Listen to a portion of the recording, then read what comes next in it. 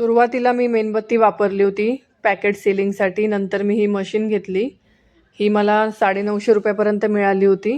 तुमचा जर बजेट चांगला असेल तर अजून थोडी मोठी घेऊ शकता. 5 किलोची वगैरे पॅकिंग जर करायचं असेल त्याच्यासाठी मोठी मशीन बेटर राहील. ही मी छोटीच घेतली आहे कारण मी सुरुवातीला 200 ग्रॅम आणि 500 ग्रॅमचे पॅकेट सील करायचे म्हणून छोटीच घेतली होती. पण नंतर मला असं वाटलं की आता मला मोठ्या मशीनची सुद्धा गरज आहे. 1 किलोचं पॅकेट पाहिजे तसं व्यवस्थित सील होत नाही कारण ही फक्त 200 ग्रॅम आणि 500 ग्रॅमचंच याच्यावर होऊ शकतं. ही मशीन कशी वापरायची त्याच्यावरती पूर्ण इन्स्ट्रक्शन दिलेले आहेत.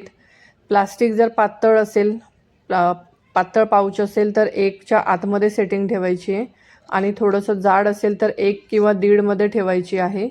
ही मशीन वापरायला एवढी अवघड नाही आहे, सोपीच आहे. फक्त तुम्हाला प्लग लावायचं आहे आणि व्यवस्थित सेटिंग करायची आहे. 1च्या आतमध्ये सेटिंग करायची. पातळ प्लास्टिकचं पाऊच असेल तर. जास्त नंबरवर केलं तर प्लास्टिकचं पाऊच जळण्याची शक्यता आहे. त्याच्यामुळे सेटिंग व्यवस्थित करणं गरजेचं आहे त्याच्यामध्ये. त्यापेक्षा जास्त अवघड असं काही नाही. आणि मशीनबरोबर 2 हीटरसुद्धा आपल्याला फ्री मिळतात.